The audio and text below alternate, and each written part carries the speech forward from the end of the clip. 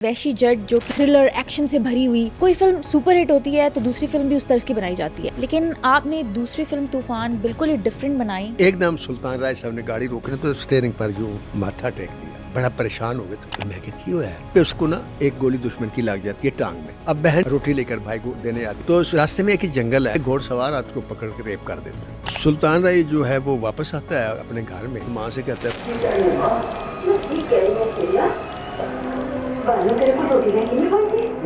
जंगल में जाता है और उसी रास्ते में जिस रास्ते में बहन जाती है तो वहाँ उसे अपनी बहन का दुपट्टा, टूटी चूड़ियाँ वो मिलती हैं।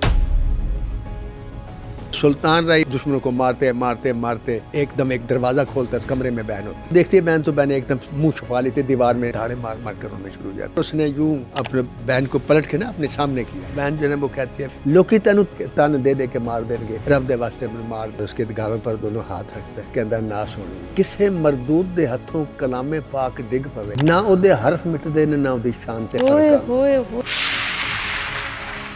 तू अज भी मेरे रही मरियम मुकद्दस।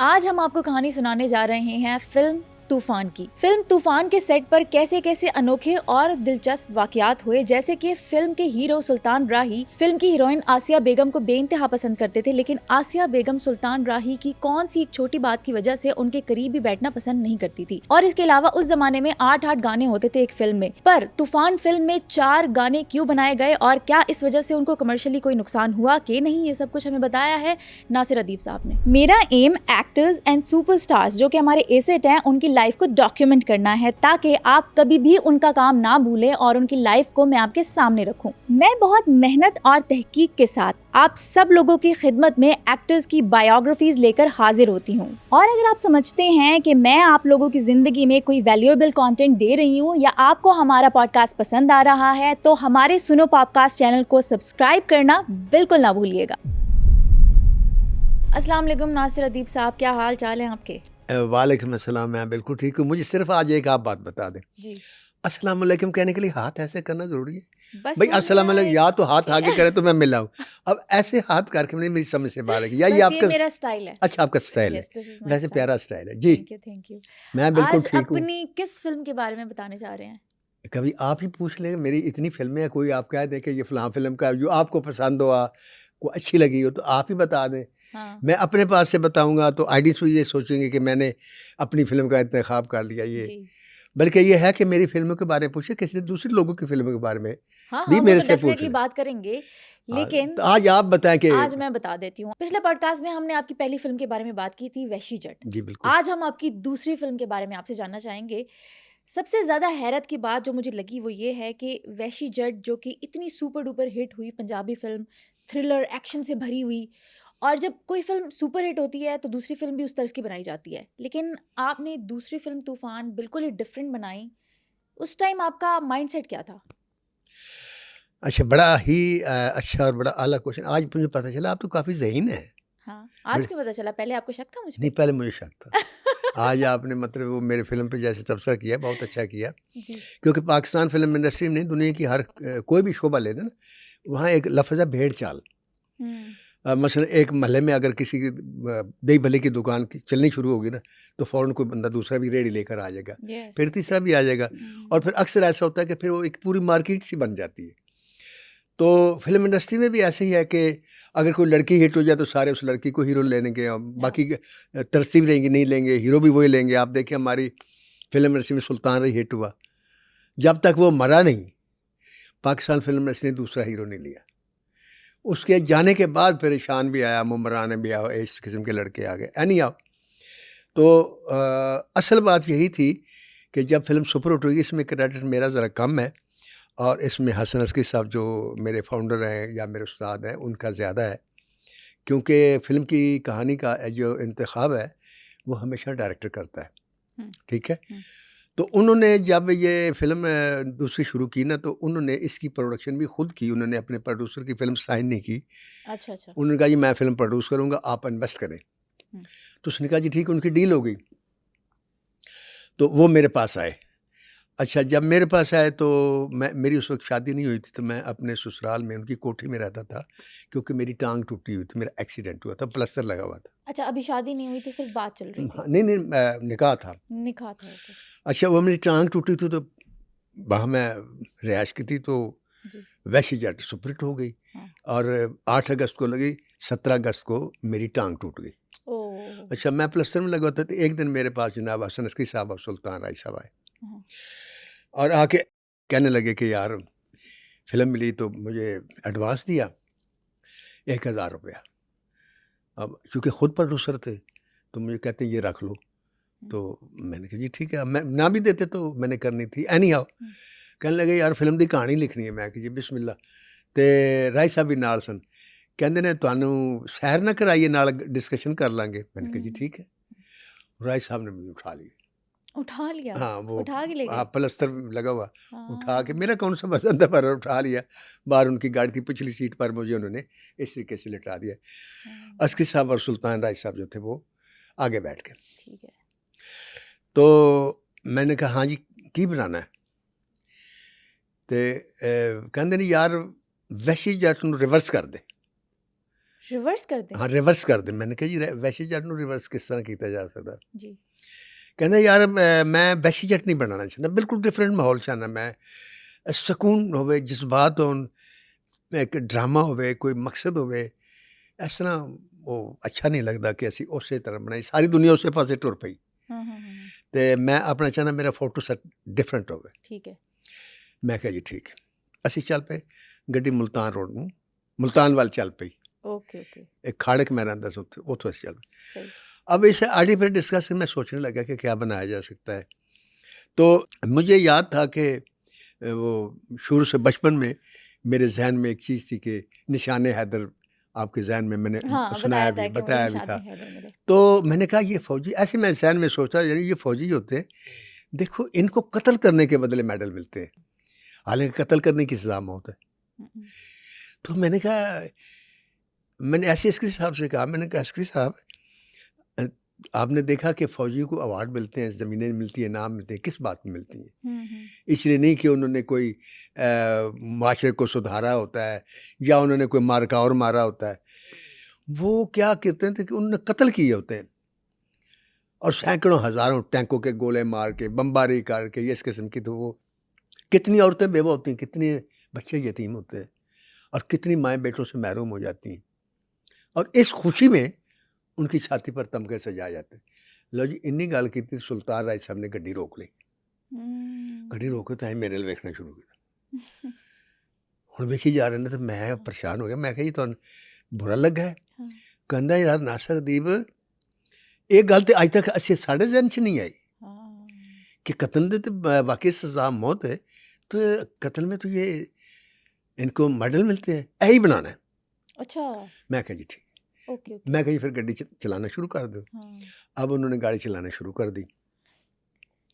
मांगा मंडी एक जगह आती है, हाँ। वहाँ मांगा मंडी तक मेरी फिल्म का इंटरवल लग गया। मैंने अच्छा, अच्छा डिस्कशन करते-करते। नहीं, डिस्कशन नहीं हो रहा, वो पापा से बात कर, मैं कहानी जहन में अच्छा, बना रहा, अपने ज़हन में, ओके। इंटरवल लगा दिया मैं। हुँ। अच्छा, मैं उन्होंने कहा आज के साथ, मैं कहा सर इंटरवल लग गया तो तुम सुन लो। राय साहब कहते यार अगे चलते हैं ढाबे तो खाना छाना खाना, फिर उत्ते सुनना। मैं कहा ठीक है। हाँ। अब चल रहे हैं तो एकदम सुल्तान राय साहब ने गाड़ी रोकने तो स्टेयरिंग पर यूं माथा टेक दिया और बड़ा परेशान हो गए। तो वो देखिया अस्करी साहब ने, तो उन्होंने चेहरे ते पसीना आया। मैं क्या की होया? तो कुछ नहीं यार, फिर भी कहते यार वो गड्डी वापस मुड़ी, उत्थे रिवर्स की, बैक करके वन वे कर ली। हुँ।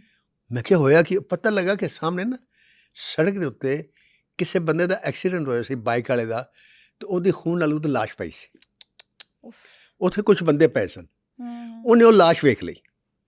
सुल्तान राय हाँ। साहब अब पसीने पसीने हो जनाब, पानी लगा के अस्करी साहब ले आया, पानी पिलाया, हौसला हुआ, ये वो गाड़ी वन वे लाए, आगे से हमने सड़क की वापस आए, रास्ते में कोई बात नहीं की। तो मैं सोचने पै गया, मैं कि क्या हुआ। खैर जिस वक्त मुझे उन्होंने घर उतारा तो उस वक्त तक वो काफ़ी नॉर्मल हो चुके थे। तो कहते हैं यार कहानी कल सुनेंगे। मैं जी ठीक है। मैं कहा ये होया किस? हुँ। कहते यार मैं खून बर्दाश्त नहीं कर सकता। मैं जब खून देखता हूँ ना किसी का, अच्छा। मेरी यही हालत हो जाती है। ओके। वो एक आके चला गया, मैं सोची पे गया, मैं कि एक आदमी कैरेक्टर क्या करता है कि कत्लो गारत करता है सारी फिल्मों में, और खून आलूदून पर खून, उसके ऊपर भी खून डालते थे लोग, और देखे इंसानी खून बर्दाश्त नहीं करता कि इंसान के अंदर क्या इंसान अंदर क्या है वो बिल्कुल अलग है। एनी हाउ जी। वो कहानी जो थी फिर वो जब मैंने जोड़ी तो मैं आपको मुख्तसर सुना, तो बड़ी इंटरेस्टिंग कहानी थी कि एक फौजी होता है, वो जंग करता है, और जंग में वो बॉर्डर पर जनाब जान तोड़ हमले करके लड़ाई करता है, ग्रेनेड फेंकता है, पत्नी क्या करता है, क्लाशन को लाशें लाशें बिछा देता है। अच्छा अच्छा। लेकिन एंड पे उसको ना एक गोली दुश्मन की लग जाती है टांग में। हाँ। अब ये मेरे जहन में वो टांग की गोली इसलिए कि मेरे अपनी टांग पल परस्तर था, मेरी टांग अच्छा। टूटी हुई हाँ थी। हाँ हाँ हाँ। तो मैंने कहा थोड़ा इसको चेंज देते हैं सुल्तान राय को, हाँ। इसको थोड़ा लंगड़ा कर देते हैं। ओके। अच्छा, वो उसको गोली लग जाती है तो उसको रिटायर कर देते हैं, और रिटायर करते उसको एक गन देते हैं, उसमें गोलियां होती हैं हम्म। अपनी प्रोटेक्शन के लिए, ठीक 2 है। मुरब्बे ज़मीन देते हैं, और मेडल छाती पर से जाता है। हम्म। वो आ जाता है। अब आता है माँ हो के, एक बहन है उसकी, अच्छा। तो वो खेती बाड़ी करना शुरू कर देता है। अब बहन की जो ड्यूटी होती है वो ये होती है कि वो रोटी लेकर भाई को देने आती है, ट्रैक्टर भी उसने लिया होता है, अच्छा डेली आती है। डेली आती है। ठीक। एक दिन वो ट्रैक्टर चला रहा होता है, तूफान आ जाता है, बहन रोटी लेके जा रही है, तो उस रास्ते में एक ही जंगल है जिसमें से गुजरना होता है उसने। हाँ। उस जंगल में एक घोड़सवार आता है, वो देखते हैं कि अकेली लड़की जो है ना, वो तूफान में कभी यूं कर रही है, तो खूबसूरत और जवान होती है, उसको पकड़ के रेप कर देता ओए हुई हुई। है, रेप करके फिर मर्डर भी कर देता है। अब सुल्तान राय जो है वो वापस आता है अपने घर में, और ट्रैक्टर खड़ा करता, तो माँ से कहता है, माँ क्या बात है आज बानू रोटी लेके नहीं आई? माँ परेशान हुई तो कहती, पुत्र 2 घंटे हो गए रोटी लेके तेरे वाल गई सी। कहता माँ फिर वो मेरे को तो नहीं पहुंची। तो वो एकदम सोच, कहता तूफान आया सी, कहीं तूफान में ना फंस गई। अब इतनी बात सुनने के बाद वो फौरन भागता है और जंगल में जाता है, और उसी रास्ते में जिस रास्ते में बहन जाती, तो वहाँ उसे अपनी बहन का दुपट्टा, टूटी चूड़ियाँ वो मिलती हैं, और जो घोड़सवार था उसकी काठी का वो होता है ना एक पायदान, उसे कहते हैं, उसे हम सैडल कहते हैं, जिसमें पाँव फंसा के जी जी जी घोड़े का। वो एक गिरा हुआ था। एक वो उसे मिलता है, एक बहन का दुपट्टा मिलता है, चूड़ियाँ मिलती हैं, वो पुलिस में आ जाता है। अब पुलिस से कहता है मेरी बहन का कातिल चाहिए।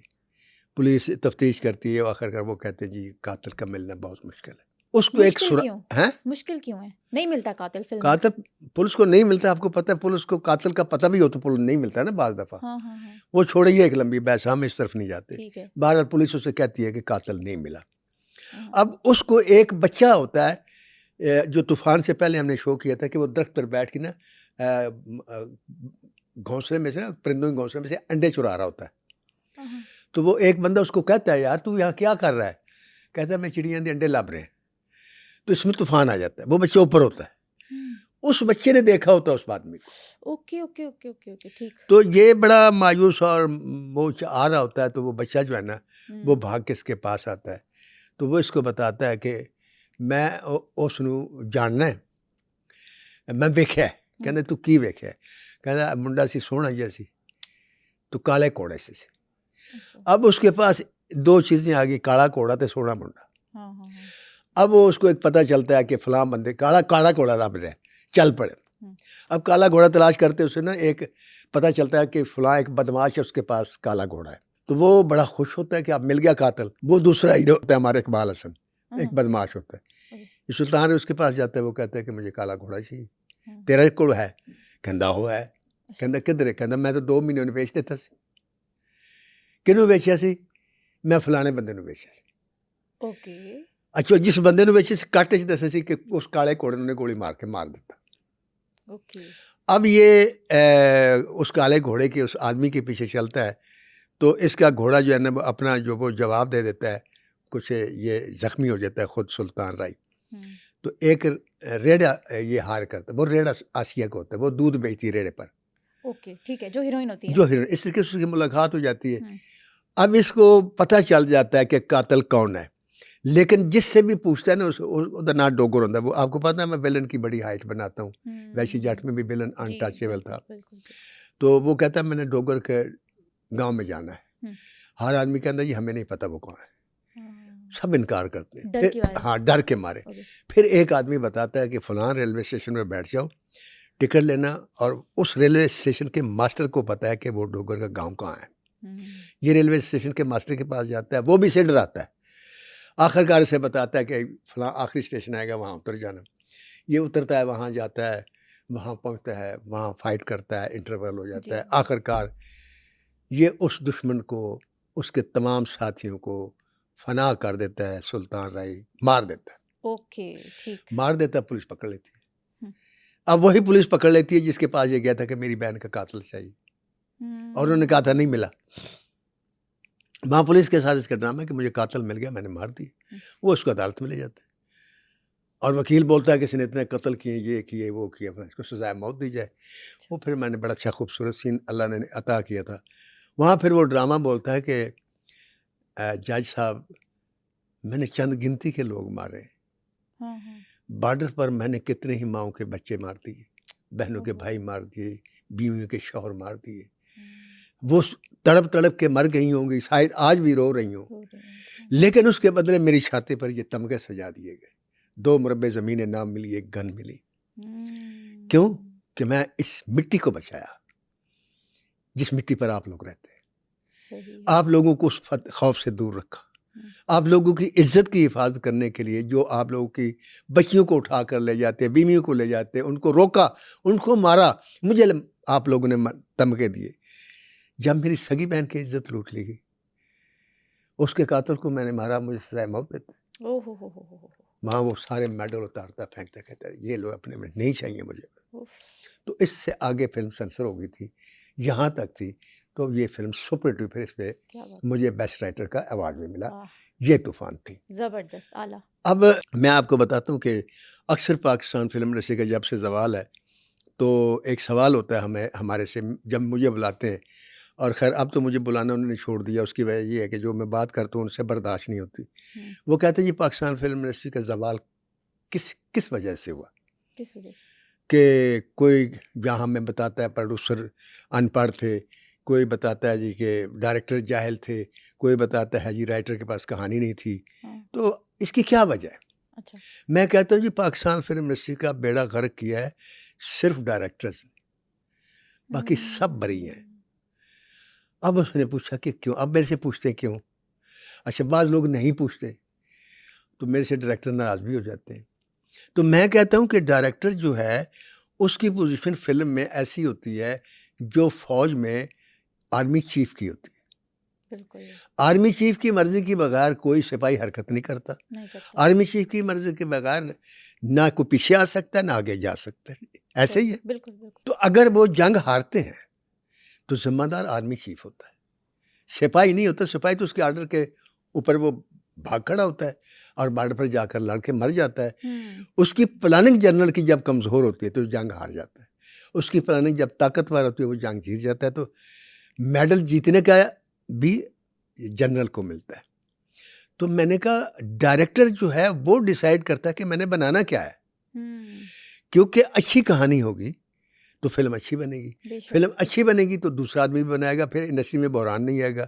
जब कहानी का इंतखाब ही अच्छा नहीं होगा और लोग ऐसी फिल्में बनाएंगे जैसे आप नत्तों पर बना लें, जट्टों पर बना लें, गुजरों पर बना लें, अराइयों पर बना लें, बट्टों पर बना लें। वो वैसी जट क्या है तो आप यकीन करें सारे कौम के लोग आ गए इंडस्ट्री में, गुजर भी आ गए, बट भी आ गए, नाथ भी आ गए, अराई भी आ गए, अराई दा खड़ाक और ये वो।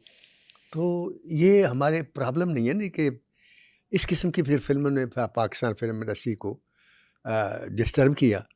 तो उसमें मैं अपना हिस्सा भी कहता हूँ कि मेरा हिस्सा भी है कि इसलिए कि मैंने अपने उसी स्टाइल को रखा जो वैशी जट से शुरू हुआ था, वही रखा और मैं उसमें कामयाब रहा ज़ाती तौर पर। लेकिन इंडस्ट्री जो थी वो ख़त्म हो गई और इसलिए कि मेरी जो फिल्में थी वो मैन ओरिएंटेड होती थी, वुमेन ओरिएंटेड नहीं होती थी। लिहाजा औरतों का रुझान ड्रामों की तरफ चला गया। फिल्म देखना उन्होंने छोड़ दी। बिल्कुल।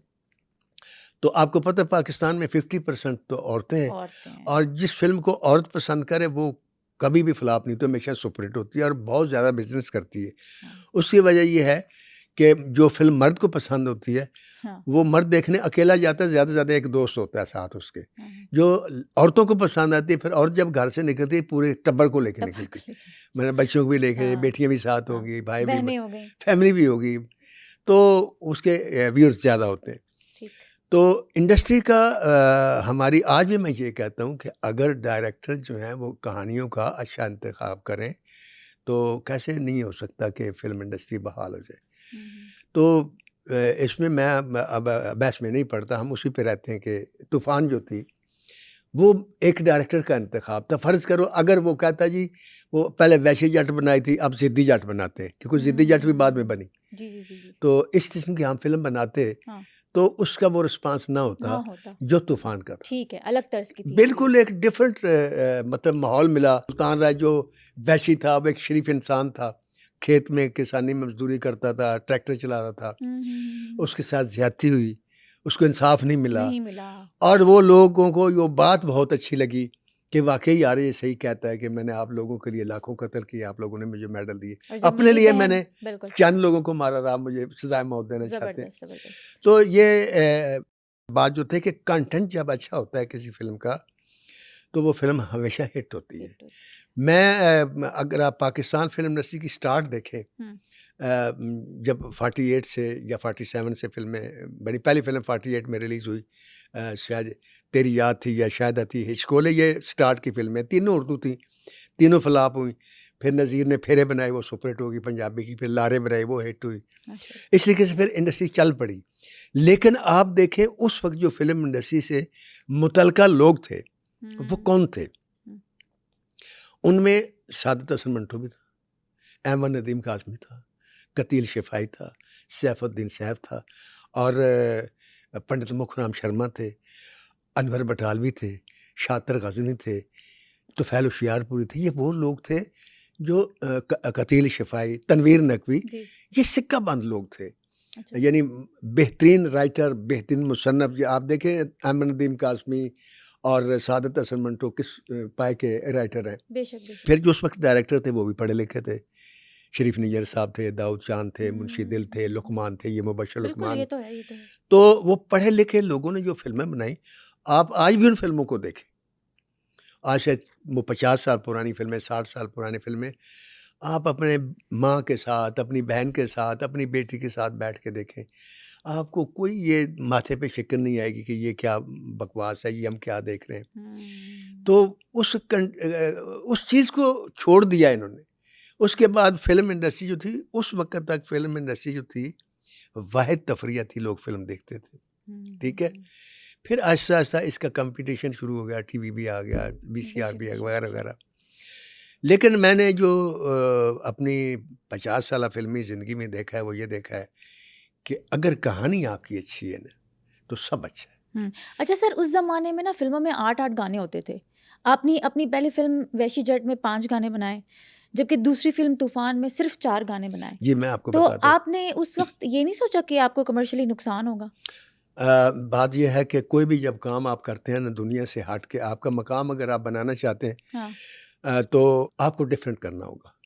अगर आप डिफरेंट नहीं करेंगे लोग आपको नहीं देखेंगे। अच्छा, क्योंकि अच्छा। अगर एक चीज़ है, फ़र्ज़ करो मैं और आप यहाँ एक प्रोग्राम कर रहे हैं, हाँ, ठीक है? इस प्रोग्राम को लोग देखते हैं। जी। अगर जो आज हम प्रोग्राम कर रहे हैं यही प्रोग्राम फिर एक कोई लड़के-लड़की बैठ करेंगे, लोग नहीं देखेंगे। नहीं देखेंगे। अगर वो जहाँ बैठते हैं तो उनको डिफरेंट होके आना पड़ेगा। Okay, okay. तो मैंने जो वैशी जट लिखी थी, तो उसमें से मैं 3 तब्दीलियाँ की थी। पहली तब्दीली मैंने ये की थी कि मैंने विलेन को अनटचेबल कर दिया था, हुँ, हुँ। कि मैं आज भी जब फ़िल्म लिखता हूँ, आप यकीन करें पहले मैं विलेन का किरदार सोचता हूँ, हीरो ऑटोमैटिकली सामने आ जाता है। जब आके एक काम बुरा काम कर रहे हैं तो जो रोकेगा वो हीरो हो जाएगा। एनी हाउ दूसरा जो मैंने किया था उसमें मैंने एक कॉमेडी का एक पोर्शन होता था, रंगीला मुनव्वर ज़रीफ़, फिर नन्ना अली जहाज़ आ गए। ये एक जोड़ी होती थी, ये कहानी असल जो थी उसको छोड़ के फेड इन करते थे इन दोनों को। ये हुँ, कॉमेडी का पूरी रील चलाते थे, एक लड़की होती थी दोनों के दरमियान। ठीक है। फिर इनको फेड आउट करके फिर कहानी पर आते थे। तो वो मुझे नहीं अच्छा लगता था। मैंने कहानी में कॉमेडी रखी मेन एक्टर की, हुँ। सिचुएशन की, जुगत की नहीं। Okay, okay, okay, okay, that's तीसरी गुड। तब्दीली मैंने ये की कि गाना जो है ना मैंने देखा है, एक दौर था कि गानों की वजह से फ़िल्में हिट होती थी। हाँ। लोग गाने मशहूर हो गया तो सुनने मतलब ऐसी भी फिल्में थी जिनको जो इतनी अच्छी नहीं थी, इतनी बकवास फिल्म थी बकौल जिसने बनाई। एक फिल्म बनी थी जिसका नाम था दुल्ला भट्टी। अब दुल्ला भट्टी जब जिस डायरेक्टर ने बनाई थी वो थे अपना अनवर कमाल पाशा साहब, जहाँ तक मेरा याद है। तो उन्होंने जब फिल्म देखी तो उन्होंने कहा यार इतनी बुरी फिल्म मैंने बनाई है कि इसे तो कोई देखे ही नहीं, ये तो मेरे लिए बदनामी है। तो क्योंकि ये क्या बात है कि कबूतर को उड़ा रही है और वो ख़त लेकर जा रहा है और ये कौन सा दौर है। उन्होंने कहा मेरा इस पर नाम ना दो। तो कहने किसका दो? कहता है जो सबसे नालायक है मेरी टीम में वो कौन सा आदमी है। तो ये असलम डार साहब जो डायरेक्टर हैं बहुत बड़े गुजरे हैं, अल्लाह उनको करके रहम, उनके वालिद साहब थे MS डार, प्रोडक्शन करते थे। कहते जी MS डार इनू कोई भी काबिल नहीं, कहते इसका नाम दे दो। उसका नाम दे दिया और वो फिल्म हिट ही कबूतर के उस गाने की वजह से हो गई और इतनी सुपरहिट हुई कि आपकी सोच होगी।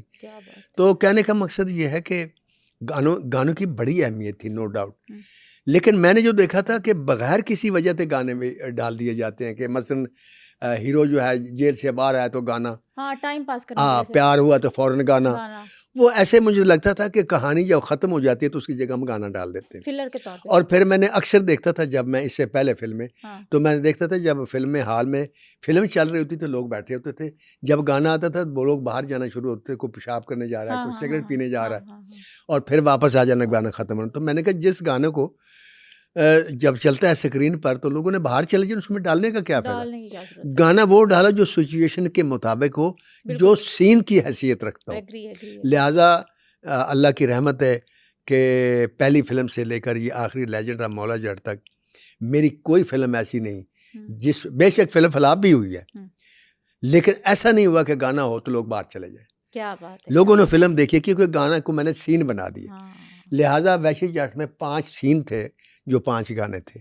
इसी तरह तूफान में 4 गाने वही डाले जिनकी ज़रूरत थी, जब नहीं थे तो नहीं डाले। अब देखें लेजेंड ऑफ मौला जट में गाने को नहीं, एक भी गाना नहीं है और पाकिस्तान की नहीं दुनिया की तारीख में पहली पंजाबी फिल्म है जिसमें गाना नहीं है। बोला इंडिया में पंजाबी फिल्में बने या पाकिस्तान में बने, ये मुमकिन ही नहीं कि उनमें गाना ना हो, भले थोड़े हों, जैसे वैशी जट में 5 थे या तूफान में 4 थे, लेकिन गाने ज़रूर होते हैं। तो क्योंकि पहले जो गाने होते इसलिए भी डालना शुरू किए, जो मौसीकार थे हकीकत में वो कम होना शुरू हो गए जिनके पास फ़न था, जो गाने बनाते थे और सुपरहिट होते थे। अब देखिए वो मौसीकी यहाँ तक आ गई है। आप देख लें कितना अरसा हो गया सुल्तान राय को मरे के तकरीबन 27-28 साल हो गए, ठीक है जी। और नई इंडस्ट्री जो है वो भी आपके सामने। मुझे एक गाना दिखा दें जो स्ट्रीट सॉन्ग हुआ, कोई याद है इस दौर में कोई गाना? अगर कोई हिट हुआ है तो प्राइवेट सिंगर का हुआ है, किन्ने किन्ने जाना बिल्लो दे नाल, इस किस्म का, या लारी अड्डा, बस भाई बस ज़्यादा बात नहीं चीफ साहब। ये वो गाने थे जो लोगों ने अपने तौर पर, जैसे सजाद ने अपनी एल्बम के लिए गाया, वो हिट हुए। फिल्म का गाना मुझे एक भी दिखा दे जो लोगों ने गुनगुनाया हो पाकिस्तान में, एक भी गाना नहीं मिलेगा। तो ऐसे गाने डालने का फ़ायदा। अब एक नई रस्म बीमारी आ गई है, वो ये है कि मसलन विलन ने हीरो को मारा है या कोई कामयाबी हासिल की, या विलन आ रहा है बाहर से आ रहा है, या उसका इंट्रोडक्शन है तो उसकी खुशी में जश्न है और आइटम सॉन्ग है। अच्छा। अब वो आइटम सॉन्ग जो है वो आप अपने अगर बैठी हैं अपनी बेटी के साथ, बहन के साथ, तो आप उससे मुंह छुपाएंगे जब आप देखेंगे वो ऐसा आइटम सॉन्ग हो। अब कॉपी करते हैं ये इंडिया को, ठीक है।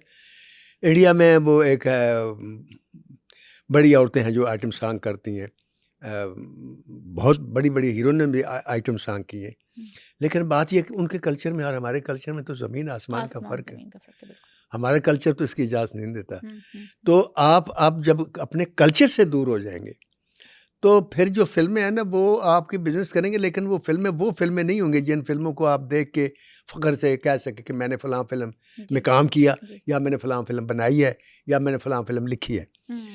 तो इसलिए मैंने उसमें से गाने वही रखे जिनकी ज़रूरत थी। ठीक है सर, तूफ़ान फिल्म के सेट पर कैसे कैसे अनोखे और इंटरेस्टिंग वाक़यात हुए वो हमसे शेयर करें।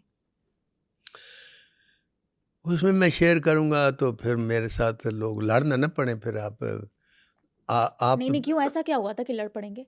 नहीं, अब कुछ बातें ऐसी होती हैं ना जो कंट्रोवर्शियल होते हैं, फिर वो लोग फिर फील करते हैं। फिर मैं बताऊंगा तो लोग कहेंगे जी नासिर साहब ने ये क्या बात कर दी। फिर बाज़ लोग जो जिन्होंने यूट्यूब चैनल बनाए हुए ना वो इस चीज़ की तलाश में रहते हैं तलाश में रहते हैं। कि मैं या कोई और ऐसी कोई गलत बात कर दे, वो फिर उसका वो क्लिप बनाएंगे, वो अपनी यूट्यूब चैनल पर अपनी दुकान चमकाना शुरू कर दे, वो अपने व्यूअर्स बढ़ाना शुरू कर देते हैं। ऐसा ही है बिल्कुल। तो वो जो एक बात हो जाए ना मसलन गलत, तो उसको रुकने नहीं देते। हाँ। मसलन इसी चैनल पर बैठकर मैंने रीमा के बारे में एक बयान दिया था, आपको याद होगा। वो बड़ा कंट्रोवर्शियल हो गया, मैंने एक्सक्यूज़ भी कर लिया।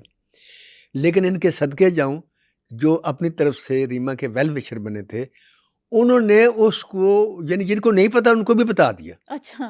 भाई बात एक ख़त्म हो गई, हाँ। मैंने एक्सक्यूज़ कर लिया, छोड़ दो। अब उस बात को आपने भी कह दिया, मैंने भी, फिर कहते रहे, ये यूट्यूबर सारे चलाते रहे। वो को 5-4 महीने इन्होंने उस मसले को सोने नहीं दिया, ता वक्त कि जितना को ज़्यादा ना वायरल हो। तो इस तरीके से वो हो जाता है। लेकिन देखें, हक़ाइक़ जो है या तारीख़ जो है वो किसी को माफ़ नहीं करती। आप जब तारीख़ बताते हैं तो फिर आपको सही तारीख़ बतानी पड़ती है। मैं एक मिसाल भी दिया करता हूँ। फ़र्ज़ करो आप मुझे कहते हैं कि नासिर साहब फ़िल्म बनाएं करबला के ऊपर। तो करबला के ऊपर जब मैं फ़िल्म बनाऊँगा तो यज़ीद तो होगा ना। तो फिर इमाम हुसैन के जो 6 महीने का बच्चा, उसके गले में तीर भी लगेगा। ज़ैनब नंगे सर सफ़र भी करेगी। हुसैन का सर नेज़े पे कूफा तक जाएगा। सकीना भी पैदल चलेगी। ये मैं दिखाऊंगा तो यजीदियत वाज़े होगी ना। जी जी जी। अगर मैं ये नहीं दिखाऊंगा तो फिर सही तो बाका नहीं ना पहुंच हाँ सकता। नहीं नहीं, आप सुनाएं, कोई मसला नहीं, आप बताएं। तो इसी तरह जो हकीकत है, उस हकीकत में जब कोई बात होती है तो लोग कहते हैं यार ये क्या बात हो गई, फलां हो गया। तो सबसे ज़्यादा जो बातें हमारी इंडस्ट्री में या फिल्म के सेट पर होती हैं ना, वो होती हैं हीरोइन के साथ या हीरो की या डायरेक्टर की या किसी और एक्टर की या बाहर के किसी आदमी की। उसकी वजह ये है कि हीरोइन को हर कोई पसंद करता है, और जो हीरो उसके साथ आ रहा होता है वो ये समझ लेता है कि इसको मेरे साथ ज़रूर सेट हो जाना चाहिए क्योंकि मैं हीरो हूँ। अब हीरोइन की मर्जी है कि वो सेट हो या ना हो। अच्छा, उसमें फिर क्या होता है कि हीरो जो है वो कभी उसके साथ नाराज़ हो जाएगा, कभी उसके साथ खाना नहीं खाएगा, मुख्तलिफ तरीके से, हाँ, कभी मुख्तलिफ तरीके से इंसल्ट करने, तंग करने की, या यूँ कह लें कि इंसल्ट करने की कोशिश करेगा। तो ये जो चीज़ है ये डिस्टर्ब होती है। मसलन फिल्म डिस्टर्ब होती है। मसलन मरहूम सुल्तान राय साहब जो थे, मैं समझता हूँ कि मैं उसको इंडस्ट्री का वली कहता हूँ, बड़ा शरीफ इंसान था। उसके अंदर एक कम्प्लेक्स था। वो कम्प्लेक्स क्या था कि एक तो उसकी एज नहीं थी, एक उसकी शक्ल सूरत भी अल्लाह ने ऐसी नहीं दी थी, नसीब बहुत अच्छे दिए थे। ठीक है, वो आपके सामने, मतलब 50 साल की उम्र में एक आदमी हीरो है, उसके साथ नीली भी हीरोइन है, उसके साथ आलिया भी हीरोइन है। हर हीरोइन एक फिल्म में आलिया उनकी बेटी बनी और अगली फिल्म में आलिया उनके साथ हीरोइन भी थी। अच्छा। तो इस किस्म की जो वाक़यात होते ना, ये बड़ी, तो उनको एक ये कम्प्लेक्स था कि जिस तरीके के हीरो के साथ लड़कियां सेट हो जाती हैं और अफेयर चलते हैं और मशहूर हो जाता है, जैसे संतोष के साथ सबिया सेट हो गई, दर्पण के साथ नैयर सुल्ताना सेट हो गई। जी जी। और इसी तरह वो कैमरा मैन थे रियाज साहब, उनके साथ जुबैदा बेगम सेट हो गई, उन शादियाँ हो गई। तो सुल्तान राय साहब जितना हीरो, जितने सुपरहिट था, इतना कोई सुपरहिट हीरो नहीं था। तो उसको तो कम्प्लेक्स ये था कि हर हीरोइन को मेरे साथ सेट होना चाहिए, जितने भी हैं उनको ये हसरत होनी चाहिए कि हम सुल्तान राय के हमारे साथ सेट हो। लेकिन ऐसा कभी हुआ नहीं। लेकिन ऐसा हुआ नहीं, पूरी ज़िंदगी उनकी गुजर गई। तो आसिया बेगम से वो बहुत प्यार करते थे। अच्छा, अच्छी लगती बहुत थी लाइक उनको। करते थे। ओके, हाँ जी। ओके। और आसिया बेगम नहीं करती थी? नहीं, आसिया बेगम नहीं करती थी। ओके। अच्छा, चूँकि मेरे वो बड़े अच्छे दोस्त थे, मेरी फ़िल्मों से वो सुपरहिट भी हुए। क्योंकि बशीरा से हिट हुए, बाबल से इंट्रोड्यूस हुए, लेकिन सुपरहिट हुए वो दोबारा वैशी जट से, और फिर पीछे पलट के नहीं देखा। तो मेरा उनका बड़ा अच्छा फिर बॉन्ड था। बड़ा लंबा सफ़र है। और सखी बादशाह आखिरी फ़िल्म थी, वो भी यादगार और सुपरहिट फ़िल्म थी। तो मेरे साथ वो हर बादशाह, मैंने उनसे कहना, मैंने कहा आगा साहब, कहते यार मेरे गल सुन यार, नासिर दीप यार, ये आसिया मेरे तो दूर क्यों बैठती, इसने दस। अब असल बात ये थी कि आसिया उनसे दूर क्यों बैठती थी, वो भी मैं आपको बताता हूँ। मैंने कहा जी आपको नज़दीक बिठाना चाहते? कहता हाँ यार, हाँ, मैं हीरो नहीं हूँ। ठीक। तो मैंने कहा राय साहब मेरी बात सुने, आप सब्र कर जाए। कहते यार मैं को खुदा न खास्ता बुरी नज़र से नहीं कह रहा, लेकिन यार दोस्ती तो होनी चाहिए, लिफ्ट तो मिलनी चाहिए, प्यार तो होना चाहिए। तो मैंने फिर एक जुमला बोला जिसको सुनकर ना उन्होंने काफ़ी देर मुझे हैरत से देखा और फिर मुझे सीने से लगा और खुश हो गए। अच्छा, क्या? वो जुमला मैंने ये बोला, मैंने कहा अपना आगा साहब, आपसे मेरी उम्र भी छोटी है हाँ, और आपसे मेरी माफ़ी चाहता हूँ, शक्ल भी अच्छी है, अच्छा। मैं पढ़ा लिखा भी हूँ, आप अनपढ़ भी हैं, मैं डबल एमए किया हुआ है और मैं हिट भी हूँ। अच्छा। कहता हाँ। मैंने कहा राय साहब मेरे साथ भी कोई हीरोइन प्यार नहीं करती। तसल्ली मिल गई उनको हाँ, कि ठीक है। मैं क्या इसलिए तसल्ली रखें और दूसरी हाँ। बात ये ज़हन में रखें कि अल्लाह ताला ने बेशुमार फूल पैदा किए, लेकिन हर फूल को खुशबू नहीं दी। नहीं दी, बेशक तो बेशक आप बेशक ऐसा बेशक। फूल हैं जो बहुत खूबसूरत है, बहुत खूबसूरत। खूबसूरत नहीं तो क्या हुआ, हम्म, उसी पर सब्र करें। तो खैर वो सब्र कर गए। फिर वो एक वाक़या हुआ बीच में, वो मुझे सुनाते थे कि यार वैशी जट में जब सब इनको छोड़ गए थे, तो उनमें वो आदमी भी छोड़ गया था जिसमें बाद में जिससे आसिया बेबी को लव हो गई, उनका थोड़ा-सा अफ़ेयर भी चला। अच्छा। तो उनको ये था कि मैंने बचाया था उस वक़्त इसको। हाँ। मैंने वैशी जट के दौरान जी जी सुनाया था जी ना जी आपको। जी जी, जो लड़के आ गए कहते थे। उसमें मैं मर्डर भी हो सकता था, हम्म, मेरा सर भी फट सकता था, मेरा चेहरा भी मसक हो सकता था, मेरा करियर भी ख़त्म हो सकता था। मैंने रिस्क लिया। कहता है यार फ़िल्मों में आप दिखाते हैं जब हीरोइन को कोई बचाता है तो वो गाना गाती है, उछलती है और उसके साथ उसको प्यार हो जाता है। हाँ कहता है इसको मेरे से इतना भी प्यार नहीं हो कि मेरे साथ आकर बैठ जाए, हाँ, दोस्ती ही हो जाए। दोस्ती हो जाए। मैंने कहा मैं आसिया बेगम से बात करूँगा। अच्छा, की फिर? मैंने फिर आसिया बेगम से बात की। ठीक है फिर। मैंने कहा आसिया बेगम आपको आगा साहब बहुत प्यार करते हैं, बहुत अच्छा समझते हैं, हाँ। तो आप उनसे इतने दूर क्यों बैठती? कहती है नासिर साहब छोड़ें इस बात को, मतलब मैंने कहा नहीं मुझे बता दें, वो परेशान है। तो कहते हैं नासिर साहब वो तंबाकू के पान खाता है तो मैं जब करीब जाता तो मुझे बदबू बहुत आती है, ओह, तो मैं उसके करीब नहीं जाती। अच्छा अच्छा। अच्छा मैंने राय साहब को समझाया, मैंने कहा राय साहब वो कोई आपसे नफ़रत नहीं करती, ऐसी कोई बात नहीं। आप पान खाते हैं उनको पसंद नहीं है, वो लिहाज़ा इस वजह से नहीं इस वजह करते। से हाँ। करती। एक तो ये वाक़या फिर हुआ जिसमें बाद में फिर उनको मैंने एडजस्टमेंट कराई तो वो अच्छा, फिर साथ बैठने लग गए वो रात दोनों। फिर मैंने कहा बैठ जाया करें, ठीक कोई है, नहीं। मैंने ठीक। आसिया बेगम को समझाया। जबरदस्त। मैंने कहा देखें कि एक आदमी अगर फ़र्ज़ करो बुरा है, वो तो सिर्फ़ आपको बदबू आती है ना, हाँ हाँ, जो बुरे लोग हैं उनको अगर आप दूर करना शुरू कर देंगे तो सदा और बुरे हो जाएंगे। बेशक उनको बेशक करीब बेशक। बैठाएं वो अच्छे फिर दिन, बैठे। फिर दोस्ती करवा दी उनकी। ठीक। एक वाक़या जो मेरे साथ हुआ वो बड़ा वो भी काबिल ज़िक्र है कि उसमें 2 बातें। एक तो ये थी कि उसमें हसन अस्करी साहब, दोनों में वैसे आगा साहब का क्रेडिट है कि जब कहानी लिखी तो उसमें जो वो बानो रेप होती है ना, वो उठा कर ले जाता है उसको, वो मर्डर नहीं होती, दुपट्टा उसका गिर जाता है वहाँ। तो वहाँ वो उसने अपने पास रखी होती है, वो विलन ने, अफ़ज़ाल अहमद ने वो रोल किया था। ठीक है। तो हर रोज़ उसके साथ वो बुराई करता है। तो जिस वक़्त हीरो तलाश करते-करते भाई पहुँच जाता है ना, तो बहन ऊपर से छलांग मार के ना तो गिरती है और मर जाती है। ये मेरी कहानी का इंटरवल था। अच्छा। आगा साहब ने ओके कर दिया। एक दिन मेरे पास आए सुबह-सुबह, हाँ। कहने लगे नासिर देव यार फ़ारिग हो? मैंने कहा नहीं, आज आज मेरे साथ सिर्फ गुज़ारो। मैंने कहा चले, मेरे उस्ताद थे, मैं उनके साथ चला गया। हम एम स्टूडियो में जाकर बैठ गए अकेले। कहता यार मैंने आपसे ना एक बात पूछनी है। मैंने कहा हाँ जी। कहता ये जो बानो है, सुल्तान राय की बहन, मैंने कहा जी हाँ, इसको उठा लिया एक आदमी ने, उसका वो भागी तो नहीं ना? मैं कहा नहीं। कहता उसके बाद एक आदमी ज़बरदस्ती उसकी इज़्ज़त लूटता है, उसमें उसका कसूर तो नहीं, वो खुद तो अय्याशी नहीं करती। मैंने कहा नहीं। कहता फिर वो मर क्यों गई? क्यों खुदकुशी की उसने? मैंने कहा आगा साहब इसलिए कि वो अपने भाई को फेस नहीं कर सकती। कहता क्यों नहीं कर सकती भाई? अच्छा, ठीक। मैंने कहा आगा साहब वो इसलिए नहीं कर सकती कि वो क्या मुँह दिखाएगी और उसकी लोग इज्जत का मामला है। लोग ताने देंगे, वो बिल्कुल। ये वो बला फला, लोग नहीं मानेंगे। मैं कहता मुझे पहले ये बता उसका कोई कसूर है? हाँ अगर तो वो भाग के गई है तो मरना चाहिए, हाँ अगर वो खुद अय्याशी करती है तो मरना चाहिए। एक लड़की ज़बरदस्ती उठाएगी, वो मासूम है, उसके साथ एक आदमी ने ज़्यादती की, उफ, उसके साथ तो हमदर्दी होनी चाहिए और सबसे ज़्यादा हमदर्दी भाई को होनी चाहिए। भाई को होनी चाहिए। आप कहते हैं उनको भाई, कोई भाई उसे पसंद नहीं करेगा, उसे ओन करना चाहिए। मैंने कहा आगा साहब आज तक फिल्म इंडस्ट्री में जिस भी हीरो की बहन रेप हुई है उसका अंत यही हुआ है कि वो मर जाती है। कभी किसी ने हीरो को जिंदा बहन नहीं रखी, कि वरना लोग कहेंगे ये दल्ला है, ये फलां है, कोई भी बेगैरत है। उसके बाद उन्होंने एक जुमला बोला जो मुझे लड़ गया। क्या? मुझे कहता तू किस गल दा नासर अदीब है। अच्छा। सीन ऐसा लिखो कि लोग भी मान जाए। लो जी, मैंने इस चैलेंज को समीरा जी कबूल कर लिया। कबूल करने के बाद फिर मैं 2 रातें जागता रहा। फिर मैंने सीन लिखा। सीन लिख के मैंने, वो छोटा सा सीन था, 3-4 जुमले थे, मैंने अस्करी साहब को सुनाया और उन्होंने एक चपेट रख के मेरे मुंह पर मारी। ये उनका दाद देने का अंदाज था।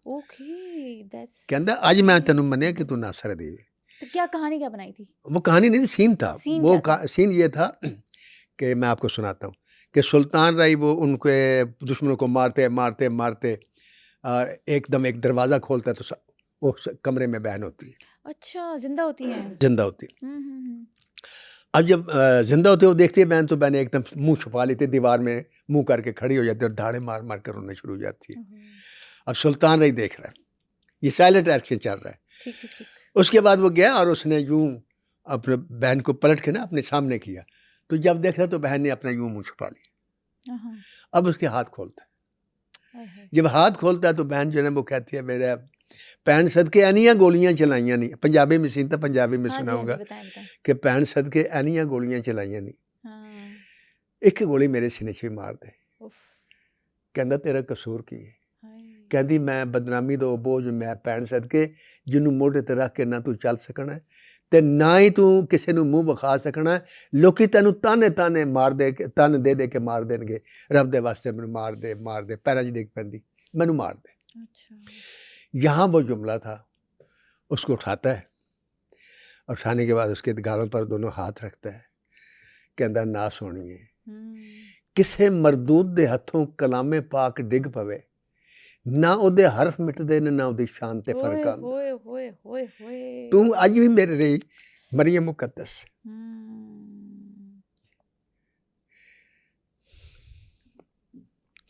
कहता तू अज भी मेरे लिए मरियम मुकद्दस है। जे तू बदनामी दा बोझ ते मैं तेनू लैके हर उस बूहे दे अगों लंघांगा जिस बूहे दे पिछे जवान भैणां दे भरा रहिंदे ने, उन्हां नूं मैं दसांगा कि मजलूम दी मदद किस तरह करी दी। उन्होंने सीने नाल लांदा ते फिर कत्ल करदा। उफ, क्या बात है, क्या बात है, जबरदस्त जबरदस्त, आला। मेरे भी आंखों में आंसू आ गए। इतनी इंटेंस कहानी। तो वो फिर बड़ी दाद में इस सीन पे मुझे बेस्ट राइटर का अवार्ड क्या बात है, क्या बात है, क्या बात है। तो वेल डिजर्व। ये चीज़ है कि आप जब कोई जुमला लिखते हैं ना, बाद दफ़ा जुमले से कहानी भी चलती है। तो जुमला बड़ी अहमियत रखता है, लेकिन लोगों को पाकिस्तान फिल्म इंडस्ट्री में एक ही बात है ना कि राइटर को वो मकाम नहीं मिला। मुझे रियाज शाहिद का एक जुमला आज तक नहीं भूलता। रियाज शाहिद से एक साफ़ी ने पूछा था कि पाकिस्तान में हिंदुस्तान से अच्छी फिल्में कब बनेंगी। क्या जुमला बोला उस शख्स ने। उससे मैं राइटर नहीं मानता, लेकिन उसके बाद राइटर मान गया। कहता पाकिस्तान में हिंदुस्तान से अच्छी फिल्में उस रोज़ बनेगी जब चेहरों से ज़्यादा जहनों की कीमत बढ़ेगी। ओफ, बड़ी बात, क्या बात है, बहुत गहरी। मकसद ये था कि राइटर को कीमत। तो राइटर तो को समझते कुछ नहीं ना। एक जब भी आप देखेंगे ना जिस भी राइटर को, मतलब मैं जब साफ़ी था पाकिस्तान फिल्म इंडस्ट्री आने से पहले, तो मैंने देखा कि एक दिन मैं कमरे में बैठा था, वहाँ राइटर आए। मैं नाम लेना चाहता हूँ उनका, बहुत बड़े राइटर थे। तो मुंह में पान और बगैर नहाए आ गए और बाल बिखरे हुए और पजामा पहना हुआ, वो रबड़ की चप्पल पहनी, कैंची चप्पल पहनी हुई, आके एक तरफ बैठ गए। मैंने पूछा ये कौन है? एक आदमी से पूछा, उन्होंने कहा ये फलां साहब है। मैं परेशान हो गया, इतना बड़ा नाम। तो मुझे देखने का भी शौक था।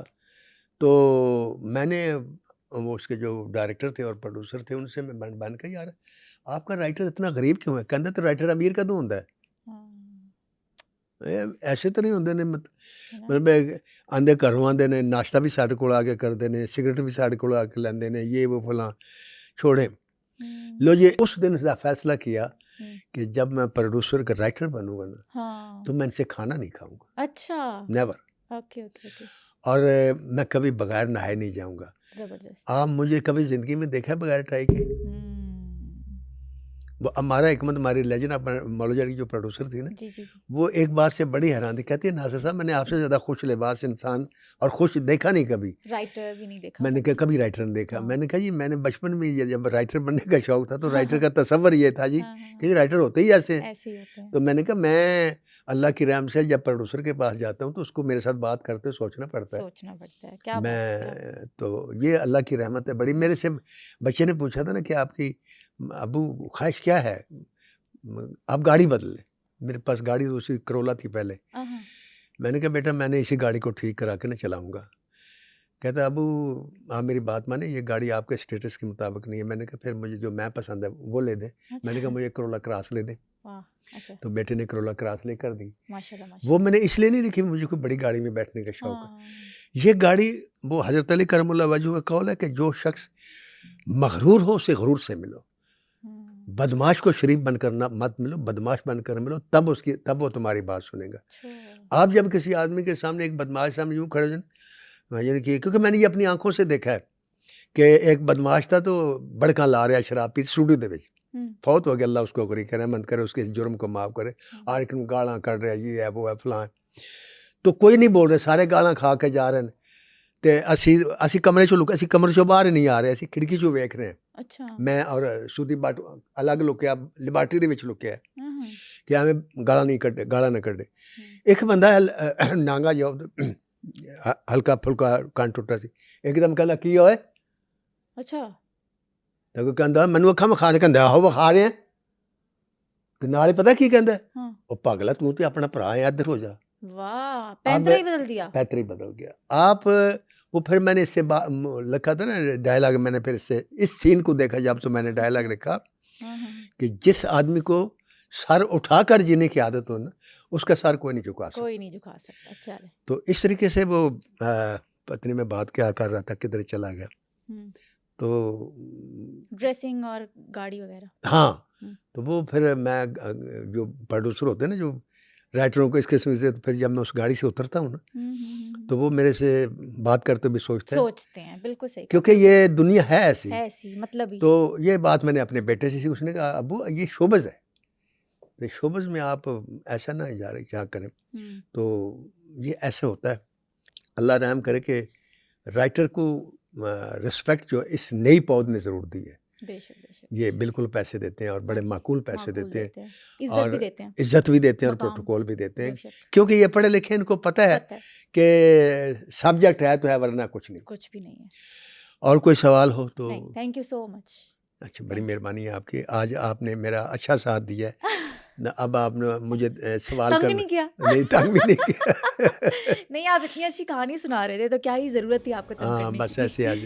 हाँ जी, thank you so much. Okay जी, अल्लाह हाफ़िज़। उम्मीद करती हूँ आपको ये पॉडकास्ट पसंद आया होगा। इसी तरह के मजीद पॉडकास्ट देखने के लिए हमारे चैनल सुनो पॉडकास्ट को सब्सक्राइब करना बिल्कुल ना भूलिएगा। और नेक्स्ट पॉडकास्ट में आप किस पर्सनालिटी के बारे में जानना चाहेंगे ये हमें कमेंट सेक्शन में बताना बिल्कुल ना भूलिएगा। तो तब तक मुझे इजाजत दीजिए, अपना ख्याल रखिएगा। अल्लाह हाफिज।